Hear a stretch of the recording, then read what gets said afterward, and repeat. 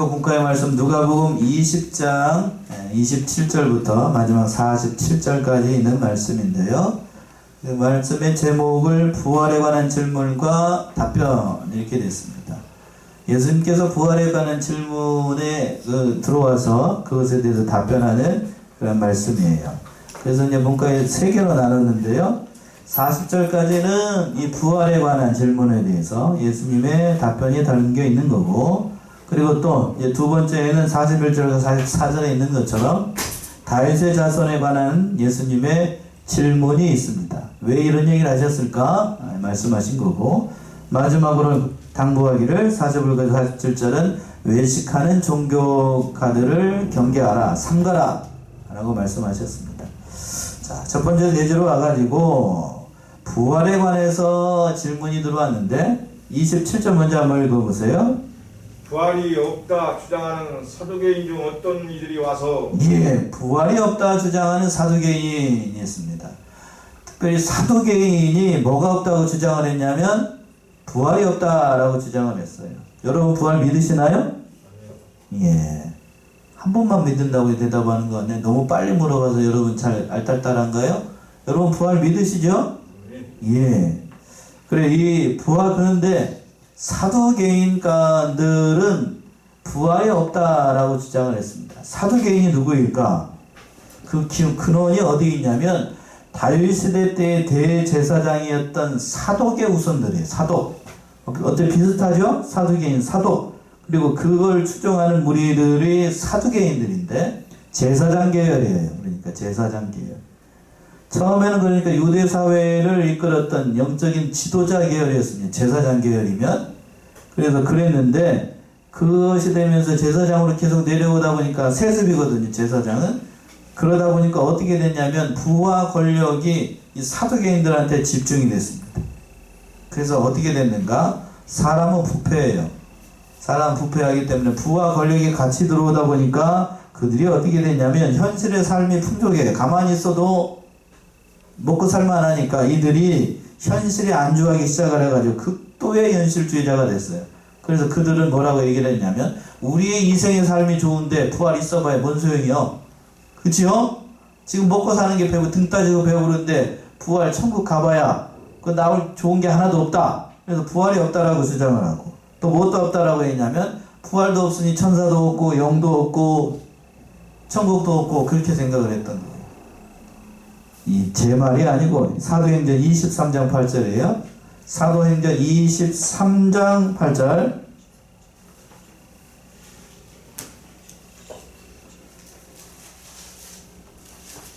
사도행전 23장 8절. 이는 사두개인은 부활도 없고 천사도 없고 영도 없다 하고 바리새인들은 다 있다 하니라. 사두개인들은 뭐가 없대요? 첫 번째 부활도 없고 천사도 없고 영도 없어요. 더불어서 천국도 없죠. 영이 없으니까 영이 가는 천국도 없겠죠. 왜 이렇게 얘기를 해요? 그러면 그들이 믿는 건 뭔가? 구약에 있는 모든 말씀들을 믿지 않고 그 성경의 권위 그리고 그거 다 빼고 윤리만 인정을 했던 거예요. 윤리. 기독교 안에서 윤리. 오늘 오전 말씀에 내 부모를 뭐하라고 돼 있죠? 공경하라. 그 말씀만 남아있다고. 뭔 얘기인지 이해되시죠? 그러니까 뭐 눈에 보이지 않는 그런 것들 다 빼고 그냥 그 윤리만 남아있다. 그러니까 되게 현실적인 거예요. 눈에 보이는 것만 믿어요. 눈에 보이는 것만. 그런데 그러니까 눈에 보이는 것만 믿고 현실에 있어서 가장 그렇게 민감했으니까 이들은 로마에 가장 가까이 있어. 로마 사람들하고 친했으니까 그 반대편에 있는 바리새인들과 일반 백성들 앞에 그렇게 미움을 많이 받았습니다. 그 사람들이 바로 사두개인이에요. 사두개인. 부패한 사람들이죠. 똑같이 하나님을 믿으면서도 같은 신앙을 가지고 있으면서도 이렇게 전혀 다른 사람들이 등장을 했던 겁니다. 그래서 이 사람들이 예수님에게 접근한 이유가 뭔가?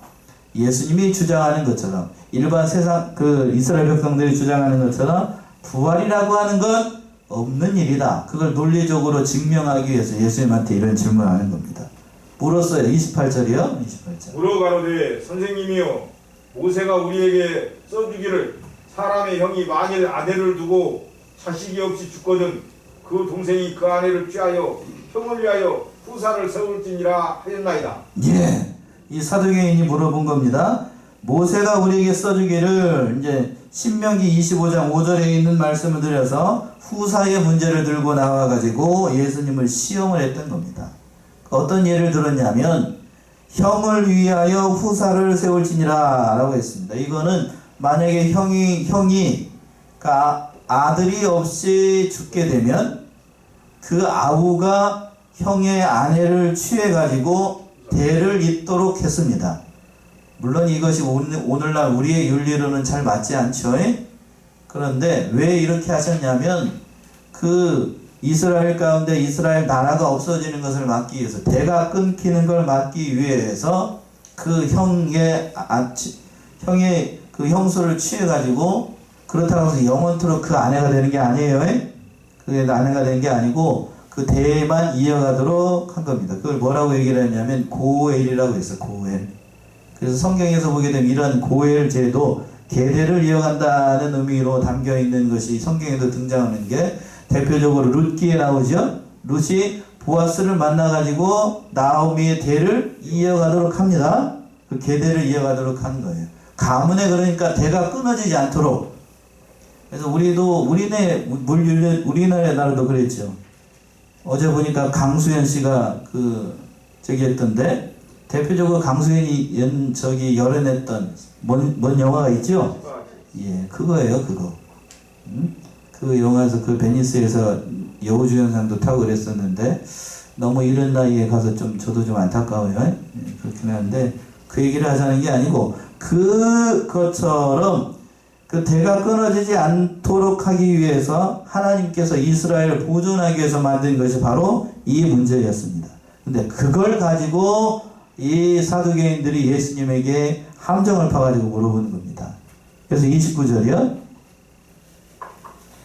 29절 32절까지. 그런데 친형제가 있었는데 마지 아내를 취하였다가 자식이 없어 죽고 그 둘째와 셋째가 저를 취하고 일곱이 다 그와 같이 자식이 없이 죽고 그 후에 여자도 죽었나이다. 예, 사두개인들이 이제 부활이 없다는 것을 증명하기 위해서 이렇게 예를 들어서 설명을 하는데, 어떤 집안에 7 형제가 있었답니다. 근데 첫째가 결혼을 해가지고 그 첫째 맏아들이 뭐 없이, 자식 없이 죽었어요. 자식 없이 죽으니까 그 계대 결혼법에 따라가지고 둘째가 그 형님의 형수를 취해가지고 아내로 맞아가지고 했습니다. 그런데 그 둘째도 어떻게 해버리고? 자식 없이 죽고, 셋째도 죽고, 마지막 몇째까지 다 죽어요? 7째까지 다 죽었습니다. 그렇다라고 하면 참 기가 막히게 예를 들었는데, 그렇게 한다라고 하면 최후에는 마지막에는 뭐 또 여자도 죽었어요. 그렇다라고 하면 사두개인들이 예를 들어서 예수님 올물에 빠뜨리게 하는데, 그러면 이 다음에 진짜로 부활이 있다라고 하면 이 사람 누구 아내가 되는 거예요? 물어본 거예요. 그 말씀 23절이죠. 33절이죠. 33절. 7이 다 저를 아내로 취하였으니 부활 때에 그 중에 네 아내가 되리까? 자, 여러분 같으면 어떻게 답하실래요? 부활이 있다라고 하면 윤리적으로 따지면 이렇게 다 형수님을 이렇게 우리 윤리로 보기에는 범하게 된 건데, 그러면 누구 아내가 되는 거예요? 첫째 아내 되는 거예요? 둘째 아내 되는 거예요? 아니면 마지막 사람 아내 되는 거예요? 여러분들 답하기가 참 곤란하죠? 곤란하다고요. 그렇다, 그 얘기를 했던 겁니다. 그러니까 차라리 됐으니까 곤란스러운 일을 가지고 부활이 있다라고 하면 이런 문제가 있습니다. 이런 윤리적인 이런 부분들이 있으니까 그 부활이라고 주장하는 건 맞지 않습니다. 라고 이렇게 사두개인들이 그 마음속에 의도를 품고 예수님에게 이렇게 질문을 한 겁니다. 그러나 이거는 사두개인들이 영적인 의미, 부활의 깊은 진리를 깨닫지 못하기 때문에 이렇게 물어보는 것 뿐이에요. 오묘한 진리를 알지 못하니까 예수님을 갖다가 이렇게 함정에 빠뜨리려고 하고 그렇게 얘기를 했던 겁니다. 참으로 그래서 예수님께서 그 오묘한 진리, 부활에 관한 진리를 예수님께서 이렇게 말씀하셨습니다. 34절부터 한번 보세요. 예수께서 이르시되 이 세상의 자녀들은 장가도 가고 시집도 가되 저 세상과 및 죽은 자 가운데서 부활을 얻기에 합당히 여김을 입은 자들은 장가가고 시집가는 일이 없으며 또 저희는 다시 죽을 수도 없나니 이는 천사와 동등이요 부활의 자녀로서 하나님의 자녀임이니라. 예. 자, 여기서 중요한 구절이 나오게 되는데, 이 세상의 자녀들은 우리가 이 세상 살아갈 동안에는 장가가고 또 뭐 또 가요? 시집도 갑니다. 장가가고 결혼하는 이유가 뭘까요? 후손을 남기기 위해서. 그렇죠? 인간의 목숨은 아무리 길고 오래 살아도 200년 못 살아요. 지금 현대 기준으로. 여러분 100살 넘은 사람이 가끔 있으니까 제가 좀 이렇게 한 거예요. 200년 못 살아요. 아무리 좋은 약, 유능한 약을 먹어도, 아무리 좋은 약을 먹어도 200년 못 삽니다. 그렇죠? 그래서 자식을 보존하기 위해서 장가가고 시집가는 거예요. 그런데 저 세상에 가면, 저 세상 및 죽은 자들 가운데 부활이라고 길게 얘기했는데, 저 세상 천국에서는 죽는 게 있을까요, 없을까요? 없어요. 죽음이라는 것 자체가 없어요. 죽음이 없습니다. 죽음이 없으니까 시집가고 장가갈 필요가 없어요. 영원히 사는데 시집가고 장가갈 필요가 없는 거죠. 장가갈 필요가 없어요. 그러니까 그 부활하게 되면 누구하고 동등이 되냐면 천사와 동등이 됩니다. 몸 자체가 그러한 몸이 된다는 거예요. 천사와 동등이 돼서, 또 천사와 동등이라고 해서 우리가 천사와 레벨이 같아지는 거다 이렇게 얘기하는 사람들이 있는데, 신학자들 가운데 그것보다 더 우리는 권세가 더 위에 있어요. 아래에 있는 게 아니고, 몸은 뭐같이 되고 천사와 동등이 되고, 법적인 권리는 누구의 자녀가 되는 거고? 하나님의 자녀가 됩니다. 하나님의 아들이 되는 거예요. 지금은 눈에 보이지 않는 천사들이 우리보다 위에 있는 것처럼 느껴져요. 앞에 갑자기 그냥 천사가 짠하고 예배인이 나타나면 저도 그렇고 여러분도 그냥 머리 숙이고 이렇게 해야 될 것 같은데, 그러나 여러분들이 소천하시고 천사들 앞에서 부활의 몸을 입게 되면 여러분들은 천사보다 법적인 의미에서 그보다 위에 있어요. 아래에 있는 게 아니고. 아래에 있는 게 아니고. 그러니까 여러분 대단한 거예요. 우리가 대단한 겁니다. 그런데 이제 천사와 동등이다 라고 얘기를 했어요. 하나님의 자녀가 된다. 부활의 자녀에서 하나님의 자녀가 된다 라고 얘기를 했습니다. 그러니까 이걸 알지 못하니까, 이러한 진리를 사두개인들이 알지 못하니까 예수님의 함정에 빠뜨리기 위해서 이렇게 질문을 했던 거예요. 그러면서 또 37절 38절은 이렇게 얘기를 했습니다. 죽은 자의 살아난다는 것은 모세도 가시나무 떨기에 관한 글에 보였으되 주를 아브라함의 하나님이요 이삭의 하나님이요 야곱의 하나님이시라 칭하였나니, 하나님은 죽은 자의 하나님이 아니요 산 자의 하나님이시라. 하나님에게는 모든 사람이 살았느니라 하시니. 예. 자, 앞에서 조금 얘기를 못한 게 있는데, 그렇다라고 하면 결혼할 필요가 없으니까 이 세상에서 그러면 아내와 남편과 자녀와 형제로 만난 사람들은 천국에서 어떠한 관계가 되는가? 어떤 관계가 될까요? 형제. 다 같은 형제, 다 같은 형제. 여러분 저기 우리 권사님하고 집사님하고 이렇게 나란히 앉아 있잖아요. 천국 가서는 이렇게 부부의 관계로 이렇게 앉아 있지 않아요. 다 같은 관계. 여러분도 그렇고 저도 그렇고 다 형제예요. 하나님 앞에 뭐라고 그랬죠? 자녀라고 얘기했으니까, 아브라함도 이렇게 얘기하면 좀 그런데, 아브라함도 하나님 안에서는 다 같은 똑같은 하나님의 자녀가 되는 겁니다. 자녀. 그러니까 주종의 관계도 아니고 누구나 다 평등한 그런 관계가 되는 거예요. 그러니까 어느 목사님 사모님이 그렇게 얘기를 하더라고요. 자기는 얼른 천국에 가고 싶대. 뭔 말일까요? 남편 수발하기가, 목회하면서 수발하기가 영 힘들다는 거예요. 그러면서 자기는 얼른 어떻게 하고 싶다고요? 천국 가가지고 남편과 아내의 관계에서 빨리 노임을 받고 싶대. 물론 그 힘이 드니까 그런 얘기를 했겠지만 어느 정도 이해가 되는 건 사실이에요. 어느 정도 이해가 됩니다. 그러니까 부활의 세계 천국에서는 그런 관계를 다 어떤 의미에서 초월하는 거예요. 초월하는 겁니다. 그러니까 목사님이 그 얘기를 듣고 난 다음에 옆에서 그 목사님이 그렇게 얘기를 하시다고요. 당신이 이렇게 떠난다고 해도 저는 그 생각만 해도 당신 옆에 가 있을 거니까 어떻게 된다고요? 내가 어디 가겠다라고 부활해 보면 그렇게 설명을 하시는 목사님도 있어요. 어디 가겠다라고 하면 어디 가 있어요.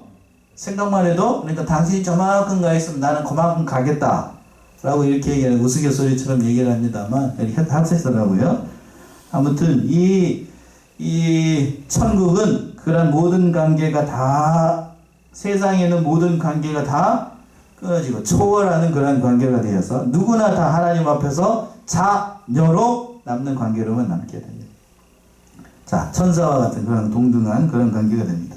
그래서 거기까지 하고 37절과 38절 보시면 죽은 자가 살아난다라고 하면서 뭐라고 말씀하셨냐면 출애굽기 2장 6절을 얘기를 해가지고 아브라함의 하나님, 이삭의 하나님, 또 누구의 하나님이라고 얘기하셨냐면 야곱의 하나님이라고 얘기를 했습니다.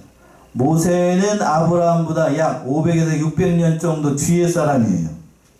그런 사람이 지금 아브라함의 하나님, 이삭의 하나님, 야곱의 하나님이라고 얘기를 하는 건 만약에 부활이 없고 사두개인들이 얘기하는 것처럼 천사도 없고 영도 없다라고 하면 아브라함이 죽는 순간 영이 없으니까 어떻게 됐죠? 사라졌어요. 그러니까 아브라함의 하나님이 될 수가 없어요. 또 이삭의 하나님이 될 수 없어요. 야곱의 하나님이 될 수 없어져 버렸는데 뭐 그렇게 얘기할 수 없어요. 그런데 사람의 죽어서 영원히 없어지지 않고 영원토록 있는 존재가 되니까 하나님과의 관계가 끊어지지 않고 계속해서 이어지니까 누구의 하나님이라고 얘기를 하는 거냐면 아브라함의 하나님, 이삭의 하나님, 야곱의 하나님. 그러니까 영원토록 있는 거예요. 아브라함도 그렇고 이삭도 그렇고 지금 천국에서 그렇게 있습니다. 그런 관계를 얘기를 하는 거고 또 뭐라고 그랬냐면 하나님은 누구의 하나님이 아니고 죽은 자의 하나님이 아니고 누구의 하나님이라고 말씀했어요? 산자의 하나님이라 라고 말씀했습니다. 자, 이 말씀도 오해하면 안 되는데 죽은 자의 하나님이 아니고 산자의 하나님이라는 얘기는 죽어서 없어진 사람의 하나님이 아니라 지금 우리가 살아있는 이 우리의 하나님이다 라는 의미로 이해하면 안 돼요. 예? 관계가 없는 죽은 사람하고는 관계없이 살아있는 우리하고만 관계가 있는 사람이다 이렇게 얘기하면 안 되고 그런 의미가 아니라 과거에 아브라함과 교제하셨던 일이 지금 현재도 우리와 교제하시는 하나님이라는 얘기예요. 그 얘기는 무슨 얘기냐면 아브라함이 죽어서 없어졌다고 있다고요? 살아 있어요. 물론 우리 눈에는 보이지 않습니다. 영이 살아있어요. 정확하게 말씀하셨어요. 영이 뭐하기 때문에? 살아있기 때문에 죽은 자의 하나님이 아니고 산 자의 하나님이라는 얘기는 그런 의미예요. 지금 우리들의 하나님이 아니라 그 죽어서 없어지는 것이 아니고 살아있는 자의 하나님이니까 죽어서 더 영이 없어지는 게 아니고 살아있는 사람, 그 영원토록 하나님과 교제하는 사람이 하나님이라는 얘기예요. 그러니까 죽어서 없어지는 게 아니에요. 믿으십니까? 죽어서 없어지는 게 아니고 죽어서 없어지는 존재가 아니라 하나님은 영원하신 분이고 그리고 그를 믿는 사람들도 하나님 안에서 영원하다는 얘기예요. 그래서 산자의 하나님이라는 얘기예요. 소망이 없는 하나님이 아니라 능력의 하나님이라는 의미가 담겨있는 말씀이기도 합니다. 또 39절, 39절, 40절 그래서 그 말씀을 듣고 있는 사람이 이렇게 얘기를 했습니다. 서기관 중 어떤 이들이 말하되 선생이여 말씀이 옳으나이다 하니 저희는 아무것도 감히 더 물을 수 없습니다. 예, 이 말씀을 듣고 있었던 서기관 중에 하나가 선생님의 말씀을 옳습니다. 아마 이 사람이 여기서는 서기관으로 나와 있는데 바리새인이었던 것 같아요. 그러니까 부활이 있다라고 주장을 하니까 바리새인들은 다 있다라고 믿거든요. 다 있다라고 믿으니까 이 선생님의 말씀 옳습니다. 교리적으로 맞기 때문에 이렇게 얘기를 했던 거예요. 그리고 그걸 물어봤던 사두개인들은 예수님의 그 말씀에 아무런 대답을 할 수가 없었던 겁니다. 자, 그리고 난 다음에 이제 두 번째 질문이 이제 다윗의 자손에 대한 예수님의 질문과 대답이신데 이 말씀도 신학적으로 굉장히 중요해요.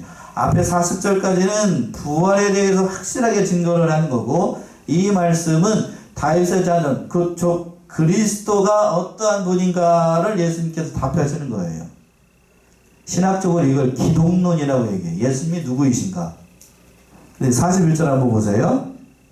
예수께서 저에게 이르시되 사람들이 어찌하여 그리스도를 다윗의 자손이라 하느냐. 예. 예수님께서 직접 이렇게 물어보셨던 겁니다. 묻고 답을 하셨는데 사람들이 어찌하여 그리스도를 누구의 자손이라 하느냐? 다윗의 자손이라고 하느뇨? 라고 이렇게 물어본 거예요. 유대인들은 그리스도는 다윗의 자손이라는 사실을 율법을 통해서 이미 배운 바 있습니다. 이거 모르는 거 아니에요. 그런데 니들이 알고 있는 다윗의 자손으로 오실 그 그리스도는 어떠한 분이냐라고 말씀하는 겁니다. 이게 무슨 얘기일까요? 다윗의 후손으로 오시는 그리스도는 어떠한 분이냐? 다시 얘기하면 그 정체가 단순히 다윗의 후손, 인간의 피를 입고 오는 그러한 존재이냐 아니면 하나님의 아들이냐 이걸 물어본 거예요. 어떻게 되죠? 단순히 다윗의 혈통으로 오시는 그러한 분인가요? 아니면 하나님의 아들인가요? 하나님의 아들이에요. 하나님의 아들. 신성을 강조해서 다윗의 자손 그리스도를 왜 다윗의 자손이라고 부르느냐라고 물어보는 거예요. 강조점이 어디에 있냐면 그 다윗의 혈통으로 오는 걸 부인하는 게 아니라 여기서 중요한 거는 그 그리스도가 바로 하나님의 아들이라는 데에 초점이 있는 거예요. 하나님의 아들. 그래서 그 말씀을 42절을 통해서 예수님께서 말씀을 하시는 겁니다. 42절 보세요.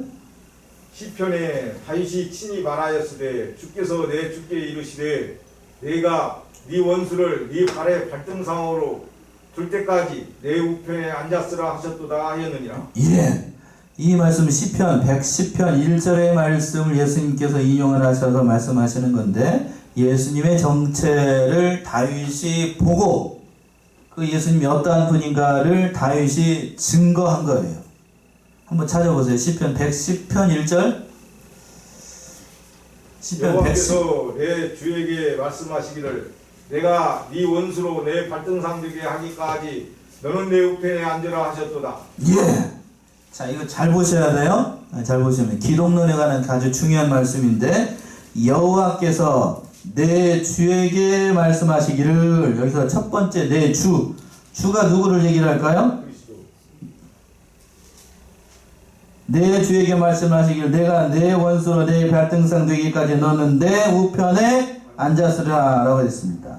그러니까 두 번째는 성부, 첫 번째 여기서는 잘 나타나지 않는데 첫 번째 주는 성부 하나님이고 두 번째 주는 내 주에게 말씀하셨으니까 바로 그리스도를 얘기를 하는 거예요. 앞에 있는 여호와는 누구를 가리키는 거고 성부 하나님이고 내 주에게 말씀하셨다라는 얘기는 성자 예수 그리스도를 가리키는 겁니다. 그러니까 마지막에 내가라는 말, 내가 내 원수의 발등상 되기까지 여기에서 누구를 가리키는 거냐 마지막 내가는 바로 다윗을 가리키는 거예요. 자 봅시다. 내가 내 원수의 내 발등상 되기까지 줄 때까지 이것은 하나님의 자녀들을 죄의 종으로 얽매였던 모든 사단의 그 세력들이 굴복당하는 순간을 가리키는 겁니다. 즉 예수님께서 십자가를 지시고 죽으셨다가 3일 만에 부활하는 그때 그 모든 일들이 다 이루어지게 될 것이다. 그리고 난 다음에 내 어디에 앉으라고요? 우편에 앉았으리라. 장소적인 우편이 아니라 영광과 권능이 가득 차 있는 하나님의 우편을 가리키는 거예요. 그래서 그 우편에 있어서 하나님께서 그리스도를 통해서 모든 것을 다스리시고 통치하시는 그러한 주님, 바로 하나님의 아들 그리스도라는 사실을 다윗이 이렇게 증거를 한 겁니다. 그리고 난 다음에 뭐라고 얘기를 하셨냐면 44절 보세요. 43절 44절. 내가 내 원수를 내 발에 발등상으로 둘 때까지 내 우편에 앉았으라 하셨도다 하였느니라. 그런즉 다윗이 그리스도를 주라 칭하였으니 어찌 그의 자손이 되겠느냐 하시니라. 예, 다윗이 그랬습니다. 다윗이 그리스도를 누구라고 불렀다고요? 주라 칭. 주라고 불렀습니다. 자, 육신적으로 한번 생각하죠. 논리적으로 한번 생각을 해보자고요. 다윗의 후손은 혈통적으로 후손으로 오실 그 자손을 보고 주님이라고 불렀다라는 사실은 자신의 아들이 아니라는 얘기죠. 그렇죠? 쉽게 얘기해서 내가 우진이 보고 주님이라고 부르면 이상한 거예요. 응? 이상한 거라고요. 내 후손은 한참 뒤에요. 그리스도는 한참 뒤에 올 자손을 보고 주님이라고 불렀다는 얘기는 자윗이 그걸 보고 그 후손으로 오실 분을 보고 단순히 내 후손이 아니라 누구라고 고백을 하는 거냐면 바로 메시아, 내 자로 그리스도라는 사실을 다윗이 깨달았던 겁니다. 깨달았던 거예요. 그러니까 이 주님이라고 불렀다는 것은 만왕의 주님이시고 우리를 다스리실, 우리를 구원하실 그리스도라는 사실을 바로 다윗이 깨닫고 이렇게 불렀던 겁니다. 그래서 예수님께서 그렇게 답을 하시는 거예요. 어찌 그의 누가 되겠느냐? 자손이 되겠느냐. 그러니까 그리스도는 육신으로는 다윗의 자손이지만 신성으로는 누구의 아들이냐면 하나님의 아들이에요. 하나님의 아들. 그 하나님의 아들이라는 사실을 다윗이 깨닫고 그리고 또 영의 눈을 떠서 보고 난 다음에 다시 그 주님을 보고 주라고 고백을 했던 겁니다. 그러나 바리새인들은 그 예수 그리스도의 신성을 인정을 하지 못했던 거예요. 그러니까 신성으로 오신 하나님의 아들로 오신 그 그리스도를 어떻게 메시아로 인정을 하지 않으니까 예수님은 메시아로 인정을 하지 않으니까 그를 믿을 수가 없었던 거예요. 바리새인뿐만 아니고 이스라엘 모든 백성들이 하나님의 아들로 오시는 그분을 인정을 할 수가 없었던 겁니다. 베드로가 그랬지요? 베드로가 그렇게 고백을 했습니다. 가이사랴 빌립보에서 예수님께서 제자들에게 물어보셨어요. 세상 사람들이 나를 누구라고 믿느냐라고 했더니 더러는 누구라고 그러고 더러는 누구라고 그러고 더러는 누구라고 그럽니다. 그렇다면 너희는 나를 누구라 하느냐 그랬더니 사도 베드로가 뭐라고 그랬다고요? 주는 그리스도시요 살아계신 하나님의 아들입니다. 살아계신 누구의 아들? 하나님의 아들이라고 고백을 했어요. 그러니까 여기서 보게 되면 예수님을 살아계신 하나님의 아들로 고백을 하느냐 하지 않느냐에 따라서 그 사람이 예수 그리스도를 믿는 사람인가 믿지 않는 사람인가 분별할 수 있습니다. 그런데 그 당시 예수님 당시에 사두개인들은 말할 것도 없고 바리새인들이나 일반 백성들은 예수님을 하나님의 아들로 인정을 했다고요? 인정하지 않았어요. 믿지 않으니까 그렇게 얘기를 하는 거예요. 즉 예수님께서 왜 다윗의 자손에 대해서 이렇게 얘기를 하냐면 바로 다윗의 자손으로 오실 하나님의 아들이 누구라는 사실을 나라는 사실을 지금 증명하신 거예요. 이해되십니까? 그분이 바로 다윗의 자손으로 오실 분이 바로 나라는 사실을 이것을 통해서 증거하고 있었던 겁니다. 참으로 귀한 말씀이에요. 귀한 말씀. 그래서 마지막으로 이제 45절부터 보게 되면 마지막 때 이제 외식하는 종교가들을 경계하셨는데 45절 46절 모든 백성이 들을 때 예수께서 그 제자들에게 이르시되 긴 옷을 입고 다니는 것을 원하며 시장에서 문안받는 것과 회당의 상자와 잔치의 상석을 좋아하는 서기관들을 삼가라. 예. 서기관들을 삼가라 라고 하면서 바리새인과 서기관들을 삼가라 그러면서 예수님께서 외식하는 종교가들을 경계하셨습니다. 외식하는 종교가들 어떠한 자들인가? 긴 옷을 입고 다닙니다. 그러면서 또 뭐라면 시장에서 문안받는 것과 회당에서 어떤 자리에 앉고 잔치의 상자에 앉기를 좋아하는 겉만 번지르르한 외식하는 이 서기관들을 삼가라고 그랬어요. 그러면서 또 자기가 기도하는 사람인 줄 알고 또 길게 기도합니다. 47절이요? 47절. 저희는 과부의 가산을 삼키며 의식으로 길게 기도하니 그 받는 판결이 더욱 중하리라 하시니라. 예. 과부의 가산을 삼키고 또 경건하게 보이려고 어떻게 기도한다고요? 길게 기도합니다. 길게 기도하고 또 사람에게 보이려고 기도하는 거 그거 옳지 않아요. 옳지 않습니다. 이러한 자들을 그리고 종교를 이용해서 착취하고 그 거짓된 위선자들을 경계하라고 말씀을 하셨어요. 예수님께서 이렇게 세 가지로 말씀을 하셨는데, 자 오늘 공과 한번 보세요. 오랜만에 공과를 한번 보는 것 같은데, 문제가 제가 말씀을 보니까 참 좋은 것 같아요. 부활에 관한 질문 해가지고 88쪽 한번 보세요. 88쪽 문제가 4개 있죠? 문제가 4개 있는데 한번 봅시다. 문제가 참 좋은 것 같습니다. 자 1번, 신자들은 부활하면 어떻게 생활하나요? 답이 뭐라고 되어 있어요? 결혼하지 않고 천사들처럼 거룩한 생활을 하고 영원히 죽지 않습니다. 믿으시나요? 예.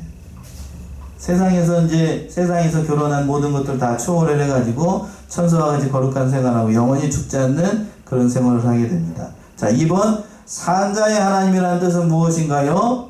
답을 한번 보세요. 답이 중요해요. 모세 때에도 천국에서는 아브라함의 하나님, 이삭의 하나님, 야곱이 살아있어 하나님과 뭐한다는 사실? 교제한다. 이거는 없어진 게 아니고 살아있다는 의미예요. 살아있다는 의미입니다.